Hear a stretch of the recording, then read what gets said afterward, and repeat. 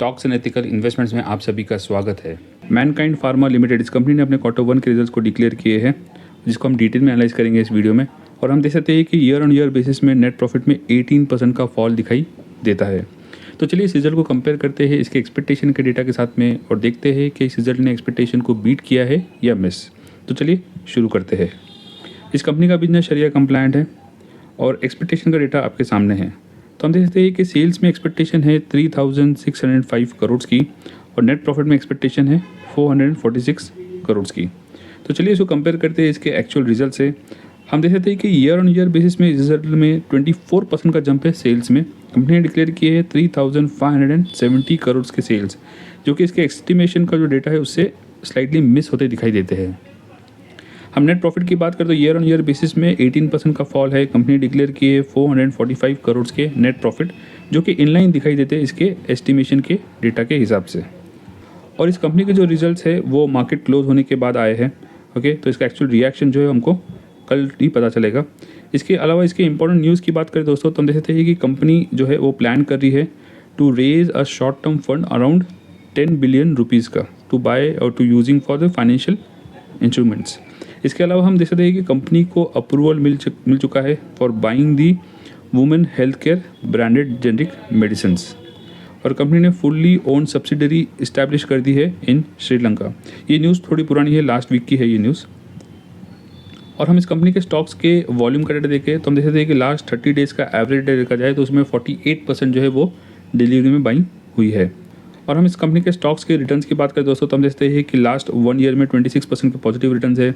इसके अलावा last 6 month में 5%, 3 मंथ में 3% और लास्ट 1 मंथ में 10% के पॉजिटिव रिटर्न्स है। और लास्ट 1 वीक में अराउंड 1% के नेगेटिव रिटर्न दिए हैं इस कंपनी के स्टॉक ने।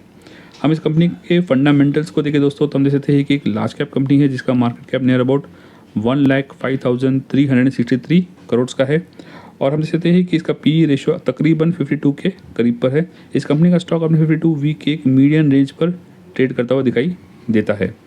हम ईयर ऑन ईयर बेसिस पे इस कंपनी के सेल्स एंड प्रॉफिट को कंपेयर करें और पिछले 5 साल का डेटा देखा जाए तो हम देख सकते हैं कि 2021 में इस कंपनी के सेल्स थे 6,214 करोड़ के और एवरी ईयर इसमें ग्रोथ है और ये बढ़कर हो चुके हैं 12,207 करोड़ के इन 2025। हम नेट प्रॉफिट की बात करें दोस्तों, तो हम देखते हैं कि 2021 में इस कंपनी के नेट प्रॉफिट थे 1,293 करोड़ के। उसके बाद इसमें ग्रोथ दिखती है नेक्स्ट ईयर में, लेकिन उसके बाद नेक्स्ट ईयर में इसमें स्लाइटली डिक्लाइन है। उसके बाद इसमें एवरी ईयर स्टडी ग्रोथ है और ये बढ़कर हो चुके हैं 2,011 करोड़ के इन 2025। और हम शेयर होल्डिंग पैटर्न की बात करें और लास्ट 5 मंथ्स का डेटा कंपेयर करके देखें तो प्रमोटर्स की होल्डिंग इसमें रिड्यूस हुई है फ्रॉम 74.8% से लेकर 72.6% पे। हम FIs की बात करें तो FIs की होल्डिंग इसमें बढ़ी है फ्रॉम 11.5% टू 13% के करीब पर। हम DIs की बात करें तो इनकी भी होल्डिंग बढ़ी है फ्रॉम 9.9% टू 11.5% की। और पब्लिक की होल्डिंग इसमें रिड्यूस हुई है फ्रॉम 3.6% टू 2.75% की। हम टेक्निकल इंडिकेटर्स की बात करें दोस्तों, हम देख सकते हैं कि करंटली इस कंपनी का स्टॉक अपने बोलिंजर बैंड के अपर पार्ट में ट्रेड होता दिखाई देता है और इस कंपनी का स्टॉक अपने 52 वीक हाई से तकरीबन 16.2% के डिस्काउंट पर ट्रेड कर रहा है। ये सारे टेक्निकल इंडिकेटर जो है वो वीकली चार्ट के बेसिस पर है।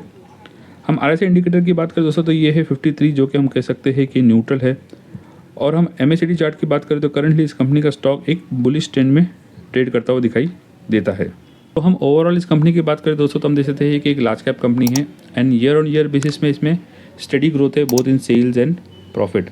हम Q1 के रिजल्ट को कंक्लूड करें तो हम देख सकते हैं कि सेल्स में इस रिजल्ट ने मार्केट के एक्सपेक्टेशन को मिस किया है, बट नेट प्रॉफिट जो है वो मार्केट के एक्सपेक्टेशन से इनलाइन दिखाई देती है, इसलिए हम इसको एक मिक्स रिजल्ट कह सकते हैं।